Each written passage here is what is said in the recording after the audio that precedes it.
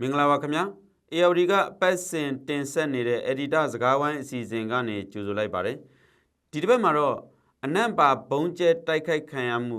ဘယ်လိုတုံ့ပြန်ကြသလဲဆိုတဲ့ခေါင်းစဉ်နဲ့ကျွန်တော်တို့ဆွေးနွေးသုံးသပ်သွားကြမှာဖြစ်ပါတယ်ကျွန်တော်ကတော့ AOD မြန်မာပိုင်းသတင်းတောက်ချုပ်ကျော်ခပါကျွန်တော်နဲ့အတူတူဆွေးနွေးမဲ့သူကတော့ AOD ရဲ့ Editor ချုပ်ကိုအောင်စောဖြစ်ပါတယ်ကိုအောင်စောမင်္ဂလာပါမင်္ဂလာပါကိုကျော်ခဒီလ23ရက်နေ့ကကချင်ပြည်နယ်ဖားကတ်မြို့နယ်အနံ့ပါကြီးရွာမှာပြုလုပ်တဲ့ကချင်လွတ်လပ်ရေးအဖွဲ့ KIO ရဲ့62နှစ်မြောက်တီထောင်ခြင်းအထိမ်းအမှတ်ဂီတပွဲကိုစစ်ကောင်စီတပ်ကဒီတိုက်လျင်3စီးနဲ့ဘုံကျဲတိုက်ခိုက်ခဲ့တာဖြစ်ပါတယ်ဒီတိုက်ခိုက်မှုကြောင့်ပဲဂီတပွဲကိုရောက်ရှိနေကြတဲ့ဒီ KIO အဖွဲ့ဝင်တွေကချင်နာမည်ကြီးအမှုပညာရှင်တွေအမျိုးသမီးနဲ့ကလေးငယ်တွေအပါအဝင်အရက်သားတွေစုစုပေါင်းဒီ100ကျော်လောက်တည်ဆုံးခဲ့ရတယ်လို့ကျွန်တော်တို့ကြားသိရပါတယ်ဒီလောက်ရက်ကိုကြည့်မယ်ဆိုလို့ရှိရင်ပေါ့လေဒီစစ်တပ်ကဒီအရက်ဘက်စစ်ဘက်ဆိုတဲ့ခွဲခြားသတ်မှတ်မှုမရှိဘဲနဲ့တမင်ရွေချက်ရှိအစုလိုက်ပြုံလိုက်တက်ဖြတ်သွားတဲ့ပုံစံမျိုးကိုကျွန်တော်တို့တွေ့ရပါတယ်ဆိုတော့ဘာကြောင့်များဒီလိုမျိုးတိုက်ခိုက်မှုကိုရွေးချယ်ခဲ့တာလဲပေါ့ဘာကြောင့်ဒီလိုလုပ်တယ်လို့များသုံးသပ်မိလဲကောနော်ဟုတ်ကဲ့ကိုကျော်ကကျွန်တော်မြင်တာကတော့လေဒီအာနာသိန်းကြီးကနေစပြီးတော့ KIA KIO ဟာကချင်လွတ်လပ်ရေးတပ်မတော်ပေါ့နော်စစ်တပ်ကစစ်ကောင်စီကိုဆန့်ကျင်တဲ့အဖွဲ့အစည်းတွေအထူးသဖြင့်အဖွဲ့အစည်းတွေထဲမှာမြန်မာပြည်တွင်းမှာပြည်သူလူထုရဲ့မြန်မာပြည်တွင်းမှာပြည်ပမှာမြန်မာပြည်သူလူထုရဲ့ထောက်ခံမှုကိုအများဆုံးရတဲ့အဖွဲ့အစည်းဖြစ်တယ်ဆိုတာကိုကျွန်တော်မမေ့ဖို့လိုတယ်အဲ့ဒီချက်ကစစ်ကောင်စီတို့အဓိကစူးညောင်းကလို့တစ်ခုဖြစ်နေတယ်ဆိုတာပေါ့နော်အဲ့ဒါအဓိကကြတယ်လို့ကျွန်တော်မြင်တယ်ဒါအပြင်အခုစစ်ကောင်စီကိုဆန့်ကျင်နေတဲ့ NUG CRPH ပြီးတော့ NLD အဖွဲ့အစည်းတွေနော် PDF စတဲ့အဖွဲ့အစည်းတွေရဲ့အဓိကတောက်တိုင်ကြတဲ့အဖွဲ့အစည်းတစ်ခုဖြစ်နေလဲ KIA KIO ကရပ်တည်ပြီးတော့ကျွန်တော်တွေ့ရတယ်ဒါအပြင် NUG မှာဆိုရင်အခုလောလောဆယ်ယာယီတာမတ်တာဝန်ယူထားတဲ့သူကလည်းဒူဝါလက်ရှိကလည်းကချင်လူမျိုးတူဖြစ်တယ်ဒါအပြင် KIA KIO ဟာမြန်မာစစ်ကောင်စီအတွက်စင်ကြိုင်အစိုးရကိုအဓိကထောက်ခံပေးထားတဲ့အဓိကကြတဲ့အဖွဲ့တိုင်းသားလက်နက်ကိုင်အဖွဲ့အစည်းတစ်ခုဖြစ်တယ်ပေါ့နော်ဒါဒီချက်တွေကစစ်ကောင်စီအတွက်တကယ်ကိုမျက်စိစပုံမွေးစူးစေတဲ့အချက်တွေဖြစ်တယ်လို့ကျွန်တော်တို့တွက်ဆလို့ရပါတယ်ဒါအပြင်အခုကျွန်တော်တို့တစ်နှစ်ကြော်ကြာခဲ့ပြီဖြစ်လက်နက်ကိုင်တိုက်ပွဲလက်နက်ကိုင်ဒေါ်လာကြီးလို့လည်းခေါ်ကြပါတယ်အဲ့ဒီမှာဆိုရင်ဒီစကိုင်းဒေတာအတွင်းမှာရှိတဲ့စကိုင်းဒေတာအပြင်မှာရှိတဲ့စစ်ကောင်စီကိုလက်နက်ကိုင်တိုက်နေတဲ့လူငယ်တွေဖွဲ့စည်းတွေကိုအဓိကစစ်တနန်းပေးတာလေလက်နက်တချို့တက်ဆင်ပေးတဲ့အလုပ်တွေကိုလည်း KIAကပဲအဓိကလှုပ်ဆောင်ပေးနေတာကိုကျွန်တော်တွေ့ရတာဖြစ်ပါတယ်။စကိုင်းနယ်တစ်ခုထဲမှာဆိုရင်တော့မှ KIA ကနေပြီးတော့တင်နန်းပေးထားတဲ့ PDF ပေါင်းထောင်နဲ့ချီပြီးရှိတာကိုကျွန်တော်တွေ့ရတယ်။တချို့နယ်တွေမှာဆိုရင်ကချင်တပ်မှုတွေကိုယ်တိုင်ကဦးစီးပြီးတော့တိုက်ပွဲတွေဖော်ဆောင်ပေးတာမျိုးတွေကျွန်တော်တို့ရှိခဲ့တာဖြစ်ပါတယ်။ဒါအပြင်ဒီကျွန်တော်မှတ်မိမယ်ဆိုရင်အာနာသိန်းပြီးမကြခင်မှာပဲစစ်ကောင်စီရဲ့ရဟန်းရင်တစည်းကိုကချင်နယ်ထဲမှာပဲ KIA ကနေပစ်ချနိုင်အောင်မြင်ပစ်ချနိုင်ကြတာမျိုးလဲဖြစ်ပျက်တစ်ခုဖြစ်ပျက်ခဲ့တာမျိုးကျွန်တော်တို့ရှိပါတယ်။တိုင်းသားလက်နက်ကိုင်အဖွဲ့တွေမှာကြည့်မယ်ဆိုရင်တချို့တိုင်းသားလက်နက်ကိုင်အဖွဲ့တွေကနေပြီးတော့အခုစစ်ကောင်စီအာဏာသိမ်းခြင်းအစားပြီးတော့စစ်ကောင်စီနဲ့လေဘေးဖြောင်းဖို့စ조사နေတဲ့အချိန်မှာ KIA ကဒီဘက်ကအတိုက်ခံအဖွဲ့အစည်းတွေနဲ့စီးလုံးမှုစ조사ခဲ့တယ်။ဒါအပြင် KIO ဟာတမိုင်းထဲမှာပြန်ကြည့်မယ်ဆိုရင်လည်းငွေချင်းအင်အားတောင်းတင်းတယ်။စီးလုံးမှုအင်အားကောင်းတယ်ဖွဲ့စည်းတည်ဆောက်မှုမှာစီကံရှိတယ်ဘိုးကချုပ်ကင်မှုအားကောင်းတဲ့အဖွဲ့အစည်းတစ်ခုဖြစ်အများစုကအတိမတ်ပြုထားတဲ့တိုင်းသားလက်နက်ကိုင်အဖွဲ့အစည်းတစ်ခုဖြစ်တယ်ပေါ့နော်။ဒါအပြင်နိုင်ငံရေးရဆိုရင်လည်းသူကရှေ့ကိုအများကြီးကြိုမြင်တဲ့အဖွဲ့အစည်းတစ်ခုလို့အများစုကသုံးသပ်ထားတာဖြစ်ပါတယ်။ဒီတက်ပိုတွက်ကြမယ်ဆိုရင်လည်းကျွန်တော်တို့သိထားတဲ့ဒီအခုရခိုင်မှာအင်အားကောင်းနေတဲ့ AA ရဲ့တထေတည်ခဲ့တဲ့နေရာလေ KIA ပဲဖြစ်တယ်ဆိုတော့ကျွန်တော်မေ့လို့မရဘူးပေါ့နော်။အခုဆို AA ရခိုင်မှာအင်အားကြီးထွားနေတဲ့စစ်တပ်ကိုအန်တုနိုင်တယ်စစ်ကောင်စီအန်တုနိုင်တယ်ဒါတွေအားလုံးကိုလည်းဝေဖားပေးခဲ့တာKIA ပဲဖြစ်တယ်ပေါ့နော်ကချင်ပဲဖြစ်တယ်ပေါ့နော်ဒါတွေကစစ်ကောင်စီအတွက်မြန်မာစစ်တပ်အတွက်ဗမာစစ်ဗိုလ်တွေအတွက်ဒါအတော်ခံပြင်းစရာအချက်တွေဖြစ်နေတာပေါ့နော်ကျွန်တော်မြင်တာကတော့ဒီချက်တွေကိုပြန်ပေါင်းကြည့်မယ်ဆိုရင်ခုနကိုကြော်ခမေးသွားတဲ့အနံ့ပါမှာ KIA တီထောင်ခဲ့တဲ့62နှစ်မြောက်ပွဲကိုကျင်းပနေတဲ့အချိန်မှာပဲစစ်ကောင်စီရဲ့တိုက်လိမ့်မြန်နေတဲ့တိုက်ခိုက်ခဲ့တယ်ပေါ့နော်အဲ့ဒီအဲမှာဆိုရင်လည်းကျွန်တော်တို့နားလဲတဲ့လောက်ကတော့အရက်သားတွေအများပြတိတ်ဆုံးခဲ့တယ်တိတ်ဆုံးခဲ့သူကအခုချိန်ထိအတိအကျခံမှန်းလို့မရသေးတော့လည်းပဲရာကြော်တယ်လို့ကျွန်တော်တို့အခုအချမ်းချင်းခံမှန်းထားတယ်အဲ့ဒီထဲမှာအနည်းဆုံး340လောက်က KIA KIO PDF စတဲ့သူတွေပါဝင်တယ် အဲ့ထက်မှာ KIA ရဲ့အဓိကတာဝန်ရှိတဲ့ view မှုတွေနယ်မြေခံတွေရရှိကြီးတွေပါဝင်တော့ကျွန်တော်တို့တွေ့ရတာဖြစ်ပါတယ်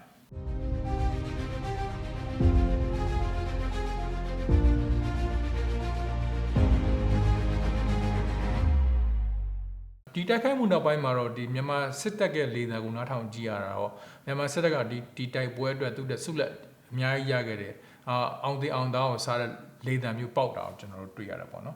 ်ဒါပေမဲ့စစ်ကောင်စီကိုစတင်တဲ့အဖွဲ့အစည်းတွေမြန်မာပြည်သူတွေအများစုကတော့ဒါလူမဆန်တဲ့လုပ်ရတစ်ခုလို့ဆိုပြီးတော့ရှုံချကြတာကိုတွေ့ရတယ်သုံးသက်ချက်တစ်ခုအနေနဲ့ပြောချင်တာတော့ဒါကျွန်တော်တို့ပြောနေတဲ့ပွင့်လင်းရာသီအစရဲ့မြန်မာစစ်ကောင်စီပထမဆုံးချိန်စတဲ့ခြေလှမ်းတစ်ခုဖြစ်တယ်အားလုံးကိုစိန်ခေါ်ရှင်းချောက်မှုတစ်ခုလို့လည်းကျွန်တော်သုံးသပ်လို့ရပါတယ်ဟုတ်ကဲ့ဒီရက်ဆက်ကြမ်းကြုတ်တဲ့ဒီလောက်ရက်နဲ့ပတ်သက်ပြီးတော့ဒီနောက်တစ်နေ့မှာပဲလာဒီလူမှု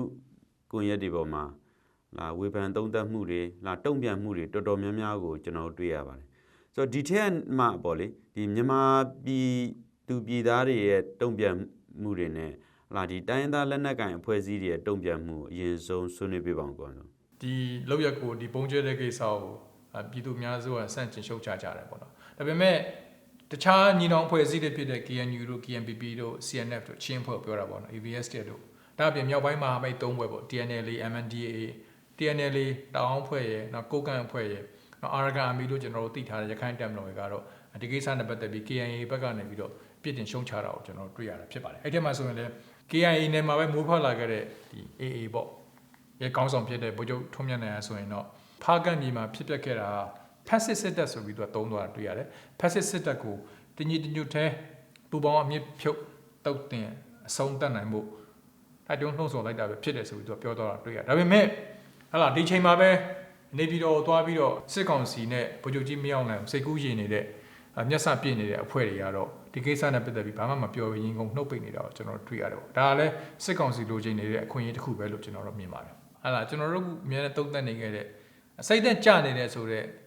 စီကံပြတ်နေတဲ့ဆိုတဲ့မြန်မာစစ်တပ်ထဲမှာရှိတဲ့တက်မတော်ရရှိတချို့ကိုစစ်သားတချို့ကိုစိတ်သက်မြင့်တင်ပေးလိုက်တာမျိုးလည်းဖြစ်နိုင်တယ်လို့ကျွန်တော်တို့သုံးသပ်လို့ရပါတယ်။ဘာကြောင့်လဲဆိုတော့ကျွန်တော်တို့ social media သုံးတဲ့တက်မတော်ရရှိကြီးတွေတက်မတော်ရရှိတွေရဲ့ကျွန်တော်တို့ post ကိုကျွန်တော်တို့ကြည့်မယ်ဆိုရင်တော့ဒီပုံကျဲတဲ့ကိစ္စကိုသူတို့တိုက်ရိုက်ပဲဖြစ်ဖြစ်တွဲပြီးတော့ဖြစ်ဖြစ်ထောက်ခံကြတာကိုကျွန်တော်တွေ့ရတယ်ပေါ့နော်။ဒီချိန်ထဲမှာပဲဒီအဓိကအရေးကြီးတဲ့ဖွဲ့စည်းတစ်ခုဖြစ်တဲ့ NUG ရဲ့တုံ့ပြန်ချက်ကတော့အားရစရာမရှိတော့ကျွန်တော်တွေ့ရတယ်ဒီလိုရက်ကိုကြည့်မယ်ဆိုရင် NUG မှာရောတိုင်းသားအဖွဲ့တွေမှာရောဒီကာကွယ်ဝင်ကြီးဌာနမှာစစ်ရေးအတွေ့အကြုံရှိတဲ့သူတွေပို့လို့တဲ့media messaging လုပ်တဲ့နေရာတွေမှာအရန်နှီးကွေးနေတာကိုကျွန်တော်တွေ့ရတယ်ဒါအပြင်ဒီစစ်တပ်ကဒီတိုက်လေမြန်တွေတုံးနေတဲ့ကိစ္စနဲ့ပတ်သက်ပြီးတော့အပြန်အလှန်ကျွန်တော်တို့ဆောင်းပါးတွေပြည်တွင်းမှာပြည်ပမှာရေးသားကြတာရှိပါတယ်ဆိုတော့တကယ်လို့ဒီလေမြန်တွေပြစ်ချနိုင်ဖို့ဒုံးကြီးတွေမရှိခဲ့ဘူးဆိုရင်ဒီလေမြန်တွေလေရင်ခွင်းကမထွက်နိုင်ဘူးဘယ်လိုလုပ်မလဲဆိုတော့နီလန်နေ view ဟာတွေကိုလည်းဒီ NUG ပါဝင်ဒီ EO တွေကဘယ်လိုစဉ်းစားမလဲဆိုတဲ့အချိန်တစ်ခုလည်းလိုအပ်လာပြီလို့သုံးသပ်တာမျိုးတွေရှိတာကိုလည်းကျွန်တော်တွေ့ရပါတယ်။ခေါင်းကန်းကတက်ထိုင်နေတဲ့သူတွေအသေးသေးချာချာအလုပ်လုပ်ဖို့လိုနေပြီဆိုတဲ့အတန်တွေပါအဲ့ဒီအတန်တွေပို့ပြီးညံလာတာကျွန်တော်တွေ့ရတယ်။အဲ့တော့ကျွန်တော်ပြောချင်တာကတော့ခေါင်းကန်းကတက်ထိုင်နေတဲ့သူတွေအလုပ်ပို့လို့ဖို့လိုတယ်ဆိုတော့ပြည်တွင်းမှာပြပမှာထွက်တဲ့အတန်တွေပို့ညံနေတာကိုတွေ့ရတာပေါ့။အဲ့ခုနကကျွန်တော်ပြောသလိုပေါ့နော်စစ်ကောင်စီနဲ့ဗိုလ်ချုပ်ကြီးမင်းအောင်လှိုင်ကိုစိတ်ကူးရင်နေတဲ့သူတွေနဲ့စိတ်ကူးမြင်တဲ့သူတွေကြားထဲမှာရှိတဲ့မငြိမ်ညွတ်မှုကိုအမြဲတမ်းဒီဟာကိုထိုးခွဲဖို့စ조사ခဲ့တာကတော့မြန်မာစစ်တပ်ပဲဖြစ်တယ်ပေါ့နော်ဗမာစစ်ဗိုလ်ချုပ်တွေပဲဖြစ်တယ်ဆိုတော့အခုတစ်ခါမှလည်းဒီဘက်ကအားတာချက်အားနည်းချက်တွေကိုဘိုးဘက်ကဖော်ထုတ်လို့ရတယ်ထပ်ပြီးတွေးခွဲလို့ရတယ်ပေါ့နော်ဒါတွေကလည်းကျွန်တော်ထင်တာတော့ဒီစစ်ကောင်စီကိုတိုက်နေတယ်ဆိုတဲ့သူတွေအတွက်သတိထားမှတ်ချက်တွေကိုကျွန်တော်သုံးသပ်ပါတယ်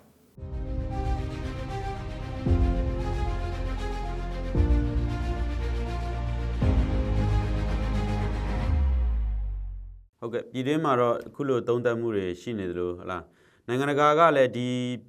ရက်ဆက်ကြမ်းကြုတ်တဲ့ဒီတိုက်ခိုက်တပ်ဖြတ်မှုအပေါ်မှာလာဒီတုံ့ပြန်မှုတွေလှုပ်လာတာကျွန်တော်တွေ့ရပါတယ်ဒါတွေကကောဘလောက်ထိတက်ရောက်မှုရှိလာနိုင်မယ်လို့များမြင်မိလဲကောအခုတိုက်ခိုက်မှုနဲ့ပတ်သက်ပြီးတော့အမေရိကပါမယ်ဒီမိုကရေစီလှုပ်ရှားမှုတွေကိုအများနဲ့ထောက်ခံနေတဲ့နိုင်ငံတွေဖြစ်တဲ့ဥရောပသမဂ္ဂတို့ချက်သမရနိုင်ငံတို့ဒိန်းမတ်တို့ဖင်လန်တို့ပြင်သစ်တို့ဂျာမနီတို့အီတလီတို့နယ်သာလန်တို့စပိန်တို့ဆွီဒင်တို့နောက်နော်ဝေတို့ဆွစ်ဇာလန်တို့နောက် UK တို့စတဲ့နိုင်ငံတွေရဲ့မြန်မာနိုင်ငံမှာခြေစိုက်တဲ့တန်မတ်တွေက ဒီကိစ္စနဲ့ပတ်သက်ပြီးသူတို့ထုတ်ပြန်ချက်တွေထုတ်တာကိုကျွန်တော်တွေ့ရတယ်အဲ့ဒီထုတ်ပြန်ချက်တွေထဲမှာအဓိကအချက်ကတော့မြန်မာနိုင်ငံထဲမှာအခုကြုံတွေ့နေရတဲ့အချက်အသေးတွေမတည်မငြိမ်မှုတွေအတွက်ဆေးရနာရှင်အဖွဲ့အစည်းမှာအဓိကတာဝန်ရှိတယ်နိုင်ငံတကာမှာပြဋ္ဌာန်းထားပြီးသားဖြစ်တဲ့လူသားချင်းစာနာထောက်ထားမှုဥပဒေအရအယက်သားတွေကိုပြစ်မှတ်ထားပြီးတော့တိုက်ခိုက်လို့မရဘူးအကာအကွယ်ပေးရမယ်ဆိုတဲ့တောင်းဝတရားတွေသူကပြက်ကွက်ခဲ့တယ်ဆိုတော့အလေးမထားဘူးဆိုတော့သူတို့အဓိကထားတာတွေ့ရတယ်ပေါ့နော်ဒါပေမဲ့ဒီထုတ်ပြန်ချက်တွေကကျွန်တော်တို့မြန်မာပြည်သူတွေအတွက်ကောအခုတည်ဆုံးခဲ့တဲ့သူတွေအတွက်ကောတကယ်တော့အထူးဆန်းမဟုတ်ဘူးပေါ့နော်ဒါပေမဲ့ဒေတာတွင်းမှာဆိုရင်တော့အာဆီယံအဖွဲ့ကြီးအနေနဲ့ဒီတိုက်ခိုက်မှုကိုသူတို့ပြစ်တင်ရှုံချခဲ့တာကိုကျွန်တော်တို့တွေ့ကြရတာဖြစ်ပါတယ်မြန်မာနိုင်ငံအိန္ဒိချင်းနိုင်ငံတွေကအစခံမှန်းလို့ရတာတော့ဒီကိစ္စနဲ့ပတ်သက်ပြီးအတော်ကိုတွိုင်းမကင်းလည်းဖြစ်တယ်အတော်ကိုလည်းတုံလုံးခြောက်ချမှုဖြစ်တယ်ဆိုတော့ကျွန်တော်တို့တန်တရားရှိကြမလို့ပါဘူးဒီဖြစ်စဉ်ကိုကြည့်မယ်ဆိုလို့ရှိရင်ဟာဒီစကိုင်းတိုင်းဒေပင်းမြို့နယ်ထဲကလက်ရက်ကုန်းကျေးရွာကစာတင်ကျောင်းကိုဒီအစုလိုက်ပြုံလိုက်ကျောင်းသားတွေပြစ်ခတ်တပ်ဖြတ်ပြီးတဲ့တလအကျော်အကြာမှာပဲထပ်ဖြစ်သွားတဲ့ဖြစ်စဉ်တစ်ခုပေါ့နော်ဆိုတော့ဒီအောင်ကြည့်မယ်ဆိုလို့ရှိရင်ခုနပထမဆုံးမိကုန်းနဲ့မှပြောခဲ့တယ်လို့ပေါ့လေဒီရက်ဘက်စစ်ဘက်ကိုခွဲခြားမှုမရှိတော့ဘဲနဲ့ဒီလှုပ်လာတဲ့ဖြစ်စဉ်တစ်ခုပဲပေါ့လေဒါကြောင့်ဒီအခုပွင့်လင်းရသည့်စစ်စင်ရေးမှာဆိုလို့ရှိရင်ပြည်သူလူထုတွေအနေနဲ့အခုလိုလုပ်ရမျိုးတွေပို့ပြီးတော့ကြုံတွေ့လာနိုင်တယ်လို့သုံးသပ်မိပါတယ်ဆိုတော့ဒါနဲ့ပတ်သက်ပြီးတော့လည်းဆွေးနွေးပြပါအောင်ကွာနော်ကျွန်တော်မြင်တော့အာနာသိန်းနဲ့အချမ်းအစပြီးသူကအရက်သားတွေကိုတက်ဖြတ်ခဲ့တာဖြစ်တယ်ခေါင်းကိုပစ်ခဲ့တာကျွန်တော်ကြုံတွေ့ခဲ့ရတယ်နောက်ပြီးတော့အခုနောက်ပိုင်းစစ်တပ်ကိုတုံးပြီးချေမုံရင်ကိုတုံးတဲ့ခါကျရင်လည်းအရက်သားပြစ်မှတ်တွေဆိုတဲ့နေရာမှာဆေးရုံရောစာတင်ကျောင်းရောဖျားကျောင်းရောဖုန်ကြီးကျောင်းရောဟာလာအခုဆိုရင်လည်း state show ရောဘာမှမရှောင်မင်းနဲ့သူကတိုက်ခိုက်ခဲ့တာတွေ့ရတယ်နော်မြန်မာပြည်မှာတကယ်စစ်ငရဲခွေးလွတ်နေတဲ့ပုံစံမျိုးပေါ့နော်အဲ့လိုမျိုးပုံစံမျိုးနဲ့ကိုသူကဆက်ပြီးတော့ချမ်းချမ်းတန်းတိုက်ခိုက်လာခဲ့တာလူမဆန်တဲ့လောက်ရတဲ့လုတ်ပြနေခဲ့တာကိုကျွန်တော်တွေ့ရတယ်ဆိုတော့ကျွန်တော်တို့ဒီချိန်မှာပဲကျွန်တော်တို့အများနဲ့ဆွေးနွေးကြတာတခုရှိတယ်အဲ့ဒါပါလဲဆိုပွင့်လင်းရတဲ့စစ်စင်ရေးဆိုတာဖြစ်တယ်ဆိုတော့ပွင့်လင်းရတဲ့စစ်စင်ရေးမှာမြန်မာစစ်ကောင်စီကမြန်မာစစ်တပ်ကမြေပြင်ထက်စာရင်မြေပြင်ကြီးတဲ့စာရင်ဝင်ရနေတိုက်မယ်အဲ့ဒါကိုပို့သုံးမယ်ဆိုသုံးသက်ချက်တွေကိုကျွန်တော်တို့အများနဲ့ပြောခဲ့တာဖြစ်တယ်ဒီသုံးသက်ချက်တွေကဒီနေ့မှန်တယ်ဆိုတော့တွေ့ရတယ်ဒါအပြင်အခုလက်ရကုန်းပါဝင်အခုနောက်ဆုံးပိတ်လုတ်ခဲ့တဲ့အနံ့ပါကတိုက်ခိုက်မှုကိုကြည့်မယ်ဆိုရင်လည်းဒါပွင့်လင်းရသည်မှာစတဲ့စစ်စင်ရေးတစ်ခုအစပဲလို့ကျွန်တော်တို့ပြောလို့ရတယ်ပေါ့နော်ဆိုတော့အားလုံးသူတို့ကအားလုံးကိုသူတို့ရဲ့ရန်သူဖြစ်နေသူတို့ရဲ့ပြစ်မှတ်အဖြစ်ထားပြီးတိုက်ခိုက်လာတာကိုကျွန်တော်တွေ့ရတယ်ဒီတဲ့ပို့ပြီးဆိုးရမှုတွေဖြစ်လာနိုင်တယ်လို့ကျွန်တော်ခံမှန်းလို့ရတယ်ဒါအောင်လဲတိုင်းသားလက်နက်ကန်အဖွဲ့တွေပြင်တိုင်းသားလက်နက်ကန်အဖွဲ့တွေရဲ့ခေါင်းဆောင်တွေသူတို့ရဲ့ပြည်သူတွေကိုဘယ်လိုကာကွယ်ဆောင်ရှောက်မှုတွေလုပ်နိုင်မလဲဆိုတာလဲကျွန်တော်ထင်တယ်ထည့်သွင်းစဉ်းစားဖို့လိုမယ်လို့ကျွန်တော်တို့ထင်တယ်။ဘာကြောင့်လို့ပြောလဲဆိုတော့ဗမာစစ်ဗိုလ်တွေကကျွန်တော်ပြောချင်တယ်ဗမာစစ်ဗိုလ်တွေကတိုင်းသားတွေအထူးသဖြင့်အခုတိုင်းသားလက်နက်ကန်တွေရဲ့အဲ့လိုအခုလိုအစင်ဆက်လုပ်ခဲ့တဲ့ပွဲတွေကိုသူတို့စိတ်ထဲမှာစိတ်အစာမကြေခဲ့တာအတော်ကြာခဲ့ပြီဆိုတော့ကျွန်တော်တို့သတိပြုမိဖို့လိုလိမ့်မယ်ပေါ့နော်။ကျွန်တော်တို့နဝရနာဖခေတ္တမှာဆိုရင်ကချင်ပြည်မှာမနောတိုင်းထောင်တဲ့ကိစ္စနဲ့ပတ်သက်ပြီးတော့ဗိုလ်ချုပ်ကြီးမောင်အောင်ရဒီကိစ္စနဲ့ပတ်သက်ပြီးအတော်ကိုမချေမနှက်ဖြစ်ခဲ့ပူတာရှိတယ်ဒီမနောတိုင်းကိုဖျက်ဆီးဖို့ပြောခဲ့တာမျိုးရှိခဲ့ပြီလေအဲ့ဒီမနောပွဲကို तू ကမလောက်အောင်ဆိုတဲ့အထိအမိန့်ထုတ်ခဲ့တာရှိတယ်မနောတိုင်းကိုဖျက်ဆီးခဲ့တယ်ဆိုတဲ့သတင်းမျိုးတွေကျွန်တော်တို့အရင်ကကျွန်တော်တို့ကိုယ်တိုင်ရေးခဲ့ပူတယ်ပေါ့နော်နောက်ပြီးတော့တိတ်မကြသေးခင်က2019မှာဆိုရင်လည်းဒီဝါပြည်သွေးစည်းညီညွတ်ရေးပါတီကပြုလုပ်ခဲ့တဲ့နှစ်30မြောက်ဟဲ့လားဒီ ceasefire နဲ့ပတ်သက်တဲ့နှစ်30မြောက်ပွဲမှာဆိုရင်လည်းဝါကနေပြီးတော့ချီတက်ပွဲပြုလုပ်ခဲ့တယ်ကျွန်တော်တို့ကိုယ်တိုင်လည်းသွားခဲ့တယ်အဲသူ့ရဲ့စစ်လက်နက်တွေစစ်ချီတက်ပွဲတွေသူ့ရဲ့ပွဲကိုအကြီးကျယ်သူ့ရဲ့ပိုင်ဆန်းမြို့တော်မှာလုပ်ခဲ့တာကျွန်တော်တို့တွေ့ခဲ့ရတယ်အဲ့နောက်ပိုင်းမှာ3-5လအတွင်းမှာပဲမြန်မာစစ်တပ်ကပြောရေးဆိုခွင့်ရှိသူကနေပြီးတော့